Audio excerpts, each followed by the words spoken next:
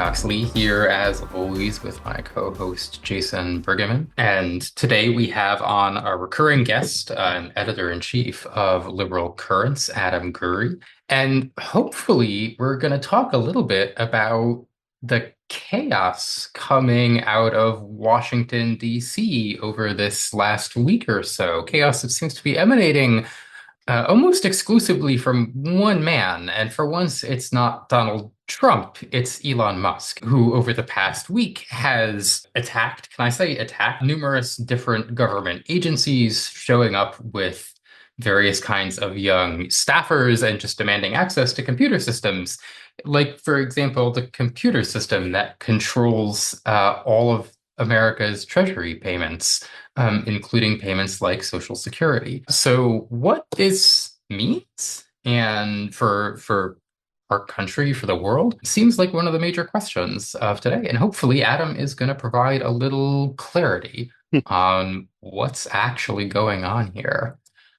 So, Adam, yeah, I know you've written about this. Do you want to give us a little bit of a rundown about what's been going on? Yeah, I mean, the long story short, everyone was afraid of what Trump personally would do, and what the Project 2025 people would do once he brought them in, and that's all still happening. But much more quickly, what is happening is Elon Musk, who showed up in the Trump campaign at like the 11th hour in October, has sort of seized the initiative. Trying to remember who, I think it might have been Henry Farrell who said, to a remarkable degree, Trump has been a passive actor, and Musk is taken the initiative.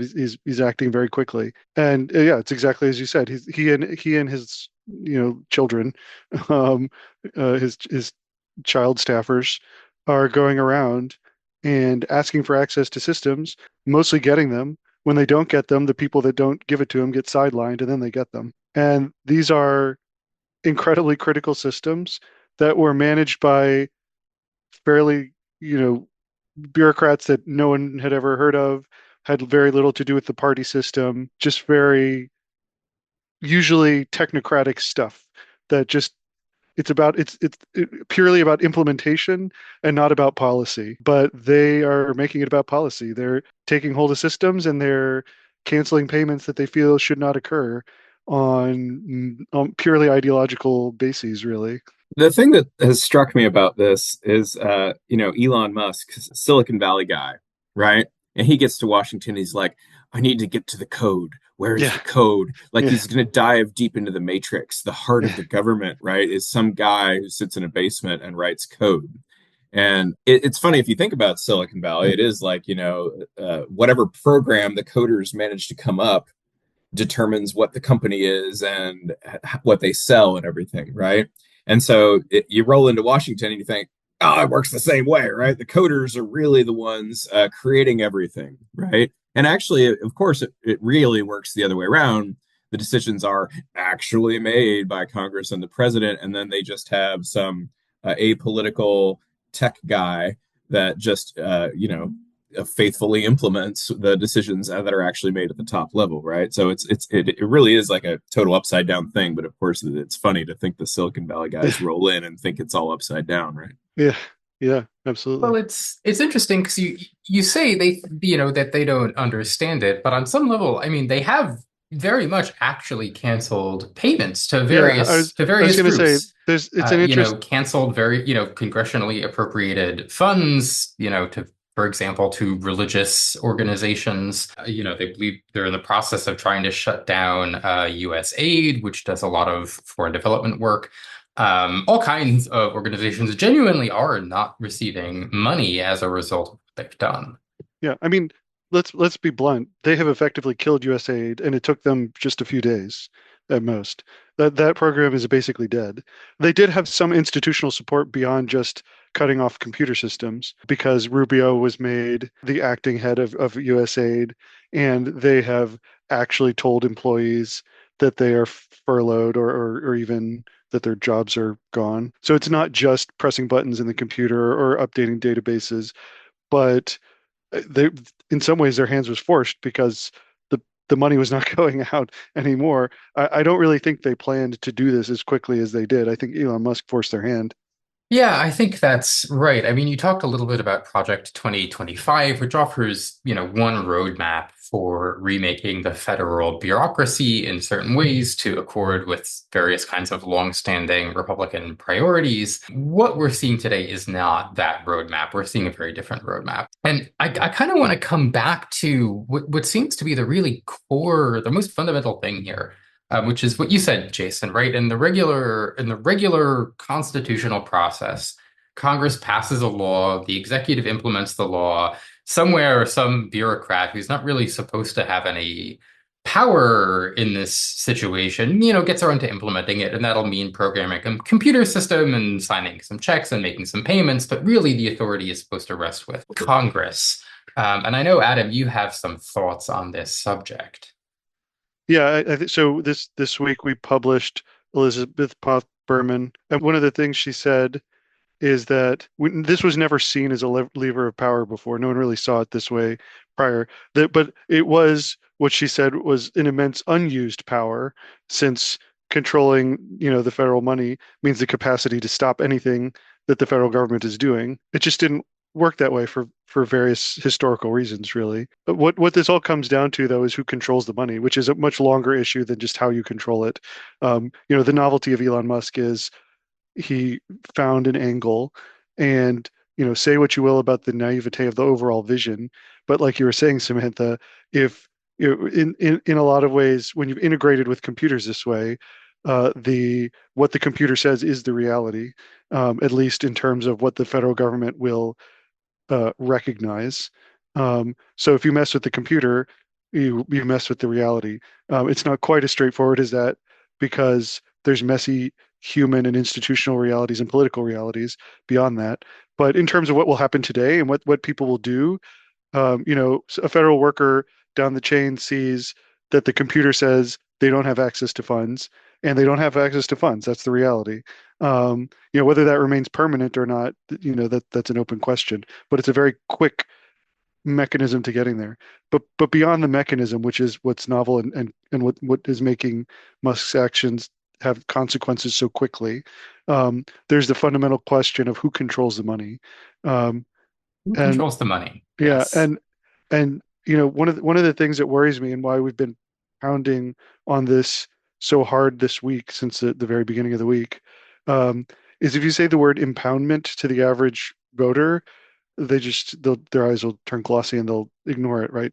But that's what this is. This is a long-standing issue where presidents try, and when they've lost the battle in Congress and the legislative process, they try and unilaterally use their authority over the executive branch, which controls the actual implementation of the spending, um, Mhm. to do, unilaterally what they couldn't do with Congress. Um, and in recent American history, Nixon and Reagan were big people that attempted this, and Nixon, um, is the reason that we have the Impoundment Act of '74, the Impoundment Control Act, that is. Um, he tried to do things like uh, cut down on funds, environmental funds, um, for that were allocated for a bill that he had vetoed, but his veto had been overridden. So he just turned around and just tried to not spend the money on it anyway. And that was taken to court, and the court sided with Congress, um, because they had passed this law the year before that outlawing it. The court didn't really comment on whether it's constitutional or not, but there was clearly a statute that made it against the law. But this goes like back to just the basic foundation of what democracy, like representative democracy, even is in practice. No, I think that's exactly correct. I mean, these issues about who controls the money and is it the president or Congress, like you say, goes back to the very idea of representative democracy, to the Magna Carta in England, which is fundamentally a struggle about taxation and whether the king has unilateral power to extract money from the nobles or whether the nobles have some say in whether the king is able to levy taxes on them. And this is often seen as the beginning of constitutionalism in Great Britain, in the supremacy of Parliament. And it's something that shows up in the American context as well, right? It is one of the basic principles of the Constitution that Congress is the only entity in the government that has the power has the power of the purse, right, to control spending. That is specifically located in Congress in the Constitution because the founders understood. I mean, like we've been talking about, that fundamentally, money is power, right? And what money, where it gets spent and who it gets spent on controls what the government is actually doing. But apparently it's physically located at the Department of the Treasury. And maybe this was the mistake. We moved into the computer era. We thought, oh, it's execution, so it's the executive branch. So we'll put the computers in the Department of Treasury. And maybe the Treasury computers should have been the congressional computers. And then the Congress could have hired the functionaries to Yeah, like press the I, button. I have noticed that they haven't gone to the Fed's computers. And the Fed, of course, is a lot further removed from the president than the Treasury. I am nervous that after we record this, in the days between recording this and releasing this podcast episode, we'll learn that Elon Musk's people have gone to the Fed and they're messing with the computer systems there, in which case I will have bigger Yeah. problems than being out of date. But No, that will be like Nedry, opening up but the Raptor pens, but frankly. but the Fed does have a much more than arm's length, like more than arm's length relationship to the presidency, and perhaps that's what we should have had for an agency that was controlling the digital infrastructure of implementing these things. A little too late to think about that now, but if we ever get ourselves out of this situation, something to think about for the future. I mean, I think there are questions about like you were saying that we've moved to computer control of payments, but there was always, a place. There's always going to be some kind of actually existing infrastructure. Yeah, And what really matters on some level is, like you're saying, the institutional problems that we're seeing here. Um, and this gets back to there's an argument from a political scientist called Linz about the inherent perils of presidentialism, right? Of having a separately elected president that kind of gives the executive branch a level of independence from Congress so that, yeah, Congress nominally controls spending, but the implementation is all on the side of the executive branch, which, as we've seen with Trump, with Elon, with Nixon, like you've been talking about, gives them a lot of discretionary control, like de facto yeah, control over how and where that money gets spent. yeah. I think, we talk about democracy and rule of law like they're two different things. And, conceptually they're distinct, but in practice they're really not. So in order to have a democracy, you have to have a lawful process by which we pick the people in the first place. Um, and it has to be the case that it is free and fair and the incumbent can lose, or else you just don't have a democracy. Um, so but in order to have that process, you have to have rule of law because it has to be a lawful process that the incumbents can't put their thumb on the scale for. Um, and so, just on that basis, having an elected executive who has a lot of discretionary power is already a threat, not just to rule of law, but to democracy. And the way that they squared this in the parliamentary cases, which was, the original fight with the crown over who gets to say what about how the system works. The executives are under the law that is passed through the legislature, and the legislature controls who gets the money as well. But of course, probably most significantly, that is enforced in parliamentary cases by the dependence of the top executives on the approval of Parliament. If they lose the confidence of Parliament, a majority of Parliament, then they're removed from their office. That's the real teeth to the whole thing. Whereas for us, it is impeachment. In some systems, impeachment does work. Um, South Korea, well, whether it works or not, I mean, you could in South Korea they do impeach people. For example, they have a slightly different way of doing it. They actually have an anonymous vote, I believe, um, so that you don't have to publicly go out against your own party. But they have a similar like ratio that they need to impeach there that's very high, and they do it sometimes. But of course, they also have presidents that very openly try and have coups um, more than once. That they're a young democracy. I wouldn't exactly call them a great example, but in most cases, you have a high threshold for removing a president from office, and his party has. And that requires you to win over at least some of his party, and you're almost never going to do it, no matter how blatant they are. Um, so that's the key thing. Under Nixon, what we had was a situation where Democrats controlled a, almost a super majority of both houses for decades. Even if some of them were Southern Democrats and there were some nuances there, they cared. Their strength, their institutional strength, was through Congress. They asserted themselves whenever the president tried to assert them himself, and that's how we get the Impoundment Control Act and things like that. But we're just not in that situation today. The all three of the trifecta switch hands frequently, and they do it by the smallest of margins. There's just no way, it wasn't, it's not just that they passed an act that limited the president's power. The president was trying to do moves because he had lost vetoes. The Congress had overridden a veto. When was the last time that happened? There's no way that that would happen now. Yeah, Um, I mean, they wrote the Constitution at a time when, somewhat famously, the political parties hadn't emerged yet, right? right. So all the idea of a two-party system comes later. And, when you have a really ensconced two-party system, you're going to have elections that are like 50-50. That's just the way the politics are going to align. And so we have this designed system for impeachment requiring a two-thirds vote, which is designed before the two-party system comes along and everything is roughly 50-50 most of the time. And who today would design something where you have to get two-thirds to Yeah. stop a rogue, leader? Like, I don't think that would be the case. So I think it's interesting to talk about impeachment and to talk about, the perils of presidentialism.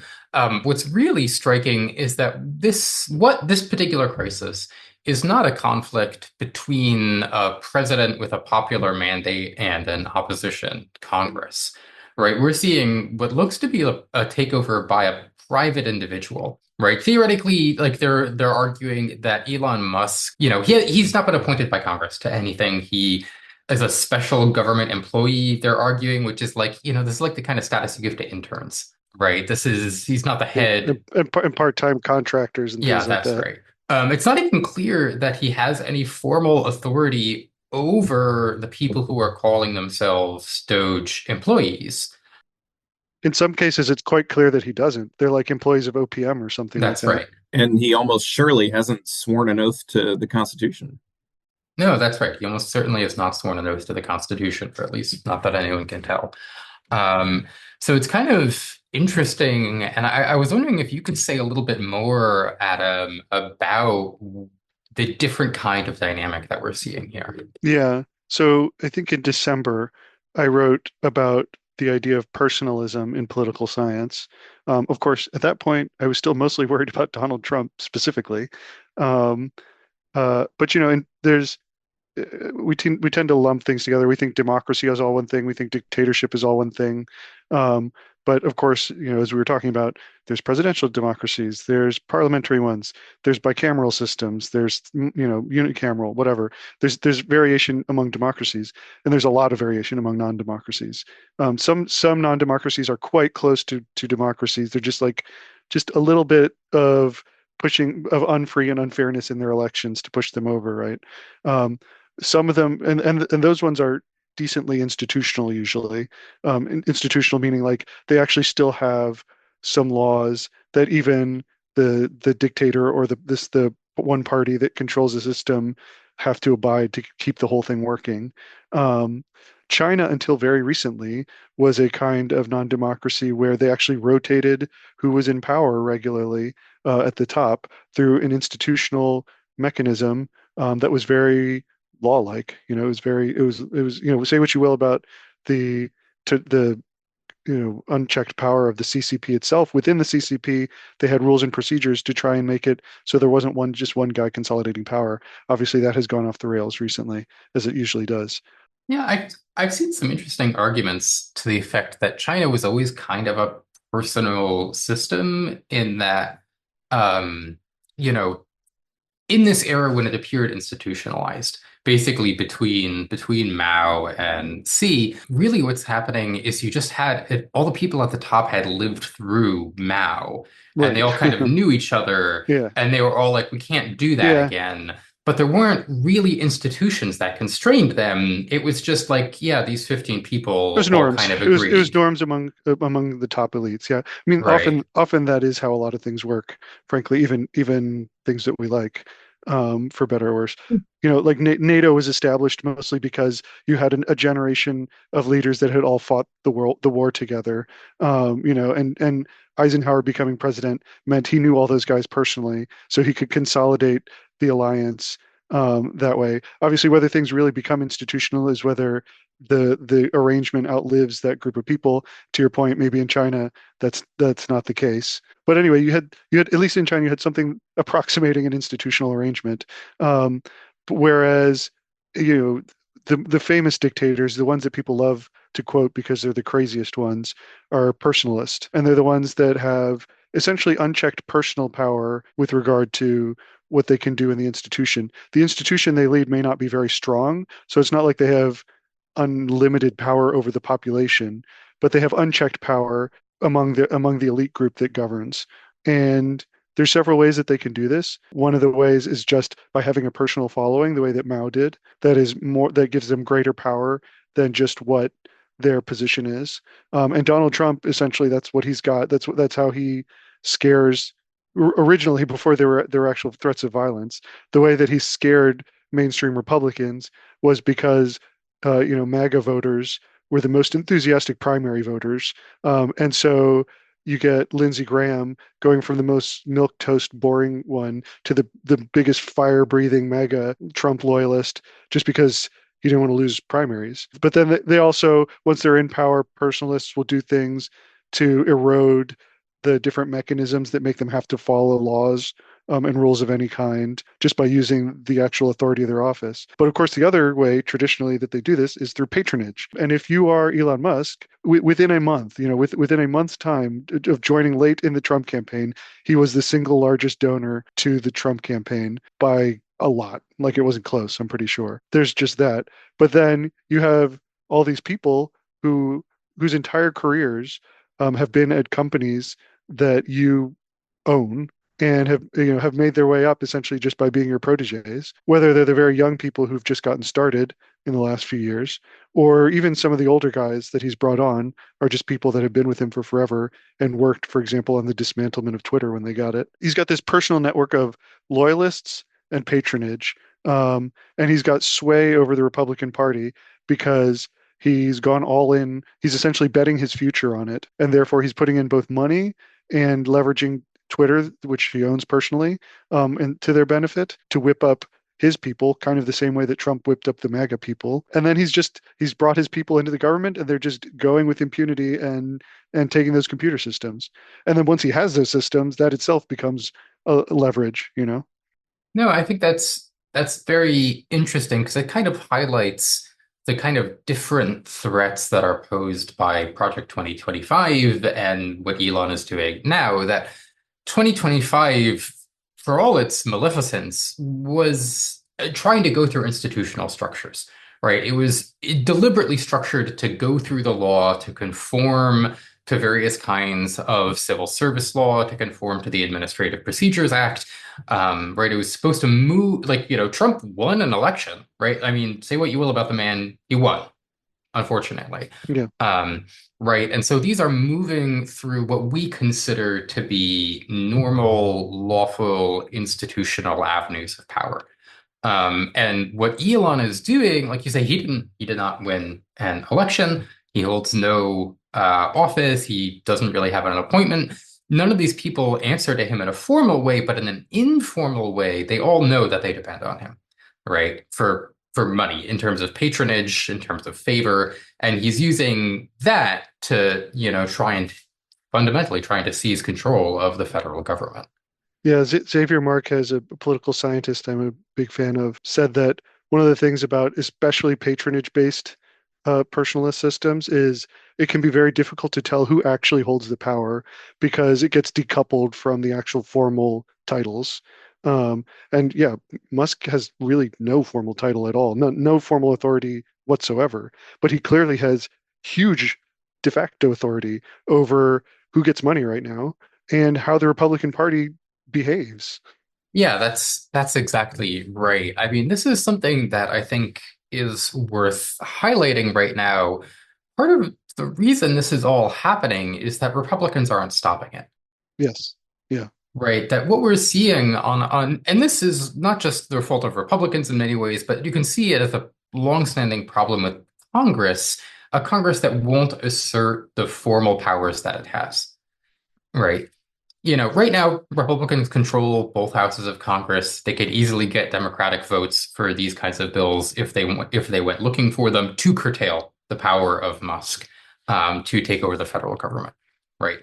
But they're not doing it for various kinds of reasons. Like you say, maybe they're worried about primaries. Maybe they're physically intimidated. Maybe they're worried about money. Maybe, there's a lot of reasons. And they don't care about power. I think when you look at Mike Johnson and is it John Thune, I mean, the fact that I can't remember the guy's first name shows you Yeah. how little they're actually doing, But both of them are somewhat accidental heads of the two houses of Congress, and you might wonder like how much do they even care? It's like I'll ride along, I'll have this nice title, I'll go in Trump's jet, I'll be friends with like these rich people.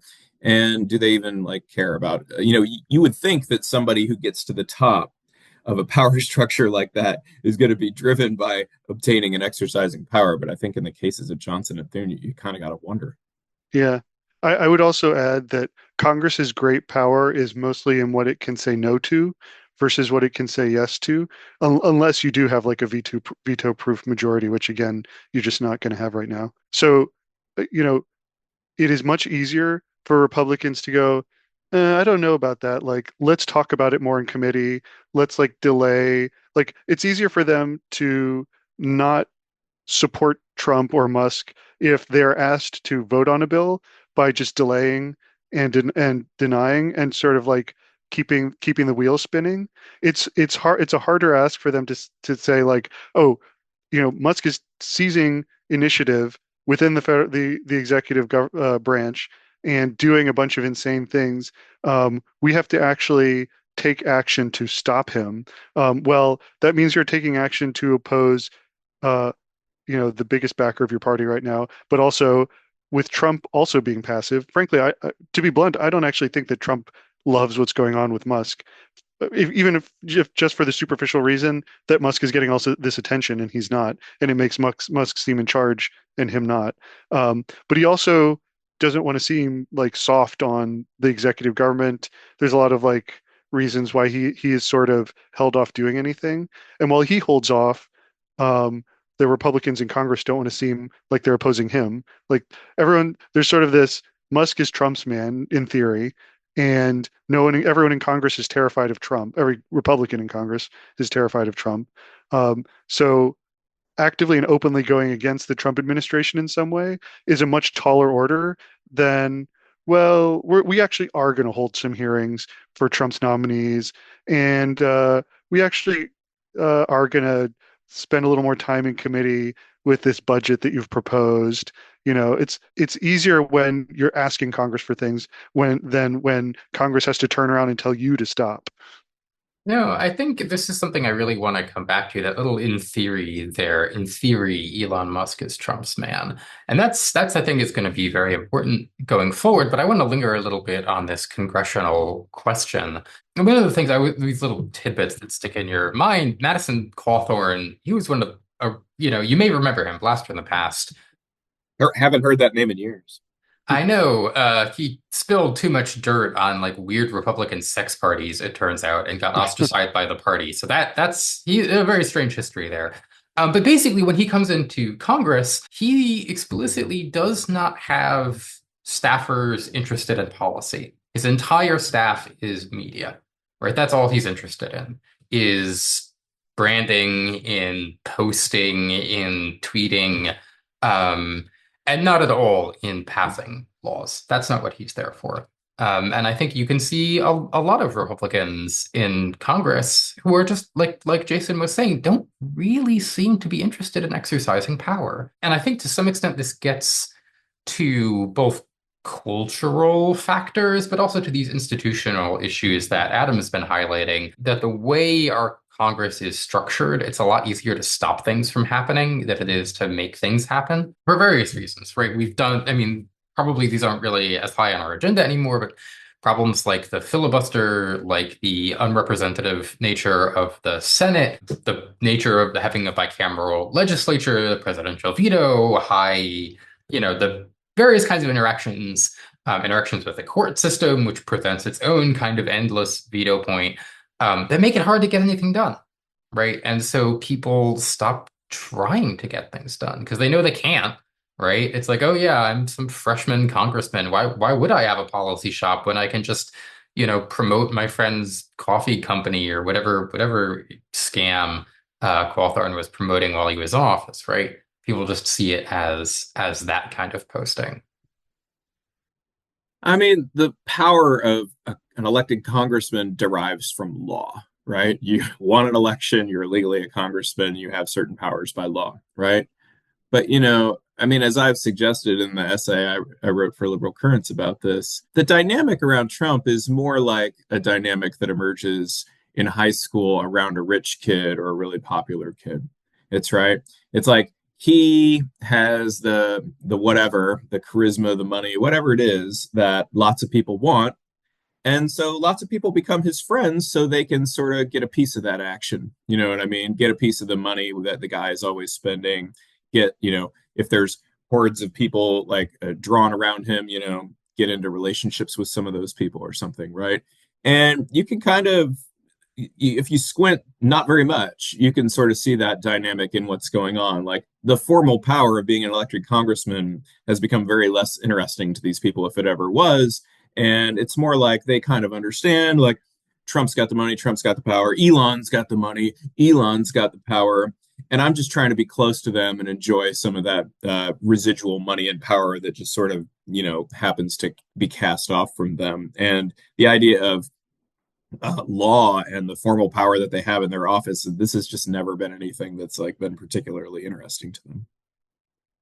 No, I think that's exactly right. We can see, like we've been talking about the slow degradation of formal power in exchange for personal power, personalist power, the sense that like you're saying, wealth, attention, income, power, blah, blah, blah. All these things just kind of derive from like, well, do you have favor with the boss? Does the boss like you today? Is the boss going to hand you out that little bit of patronage, that little bit of graft?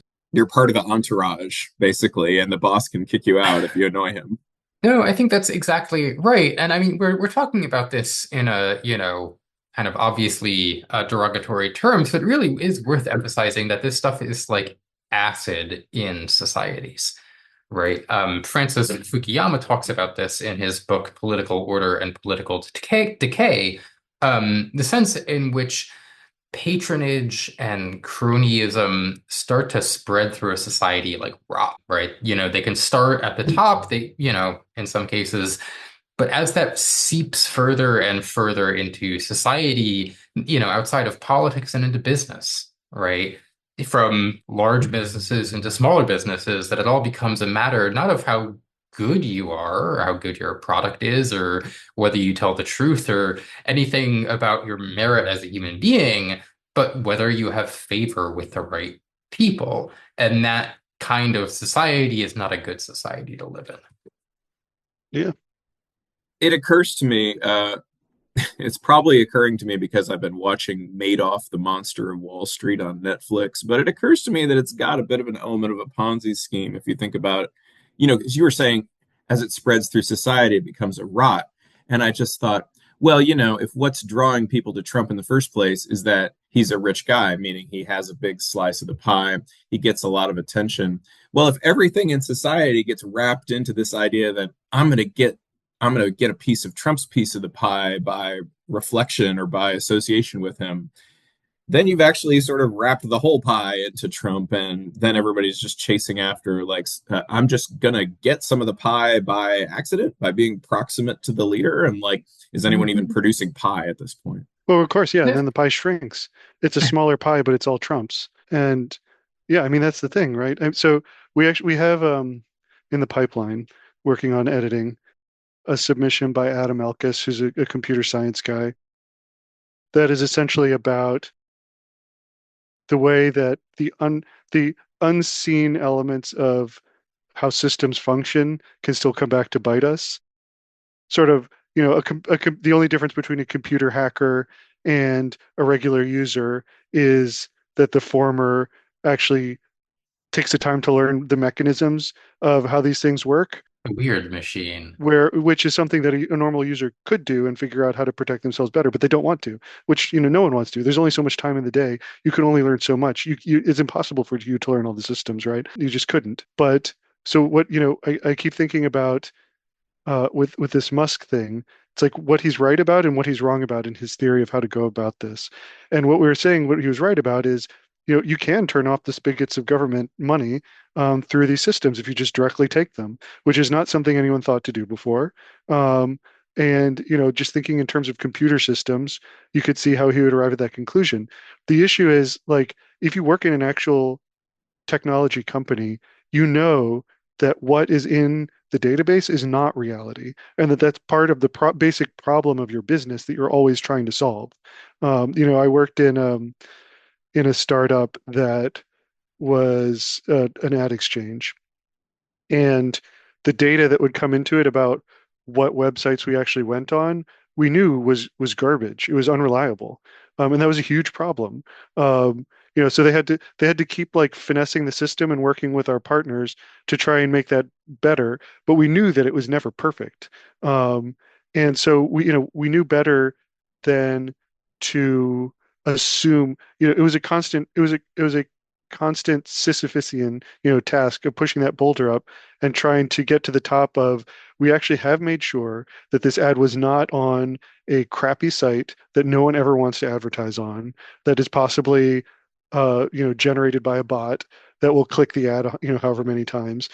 Like if you just go, yeah, the server says that we served the ad, it was on a website, and it was clicked, like, and you just go, yeah, now we know that like that's the site where people will click on it. So we'll just serve it on that site. If you just stop from that premise, then in a few years you get sued for fraud, basically. Like, like or everyone stops using you because that they know that you're just selling them fraud. Whereas in government, the issue is, you can't just look at a database and say, oh, that must be fraud.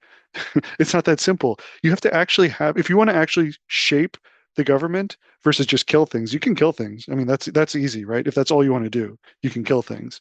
But if you actually want to shape the government in a particular way, you have to understand what it is that money is going to and why, and what how it's being used actually.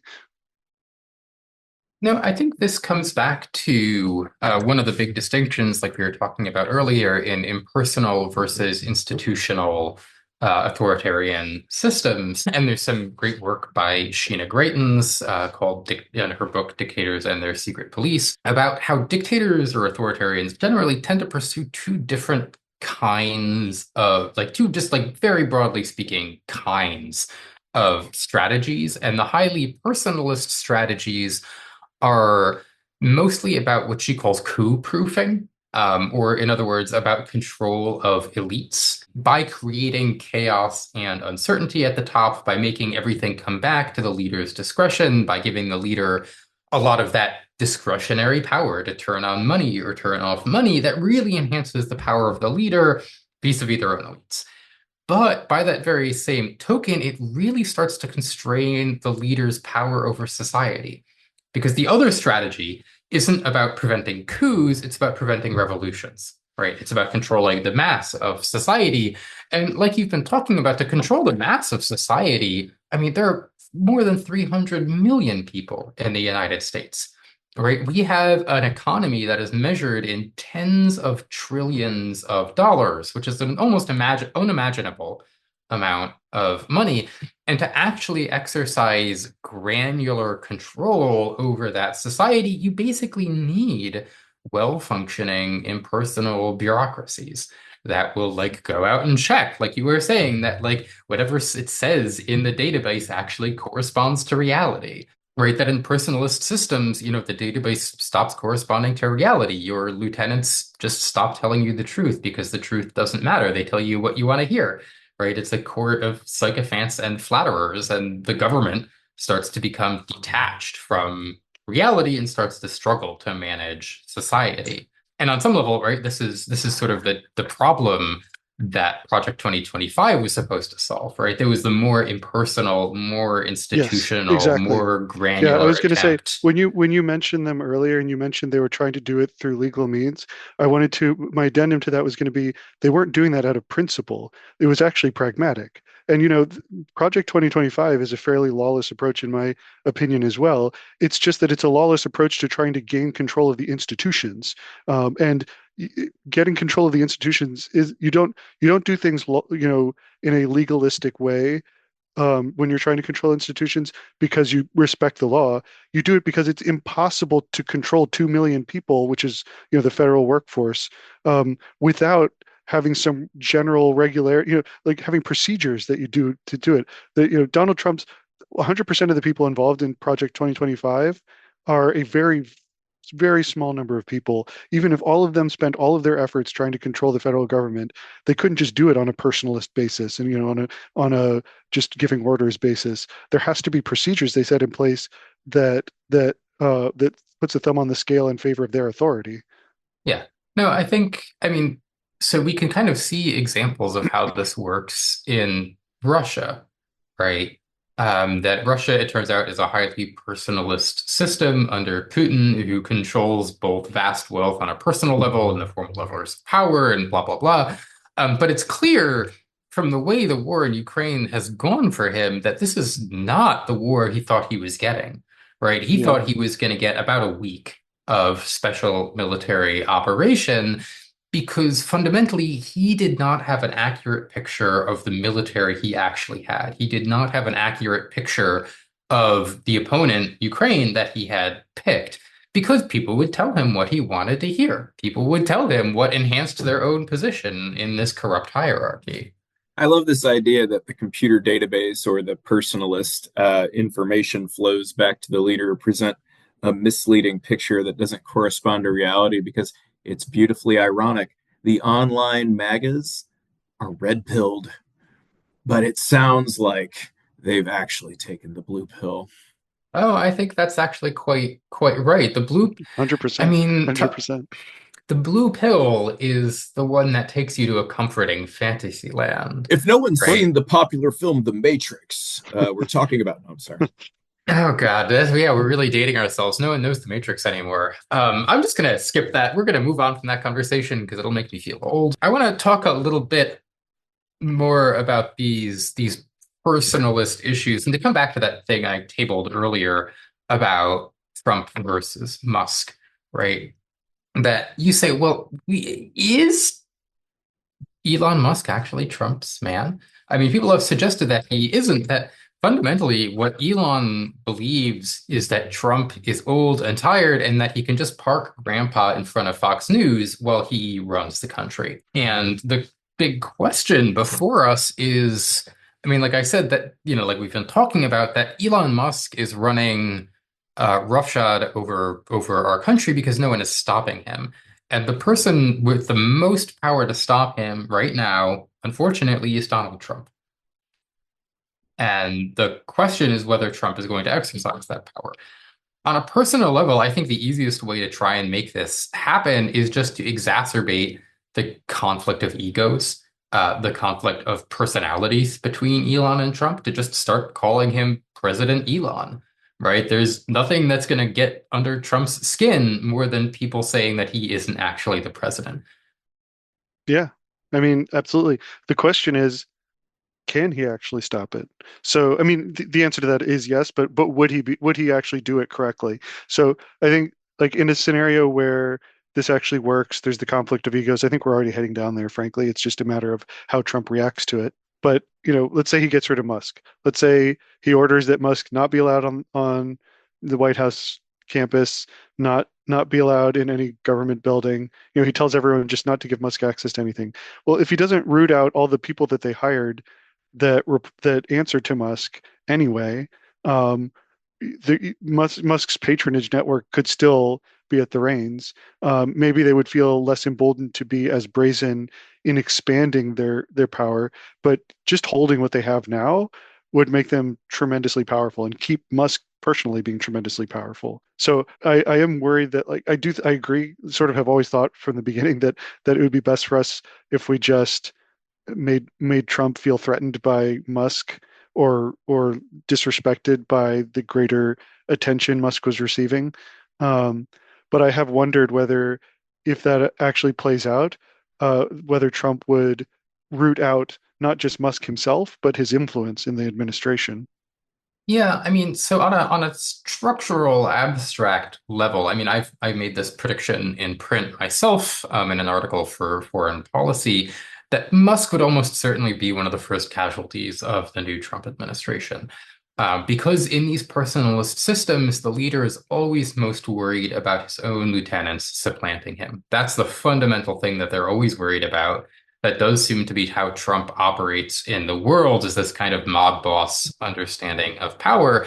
And at some point, you think it's going to dawn on him that Musk wants to take over from him. And so that conflict on a structural level seems kind of inevitable.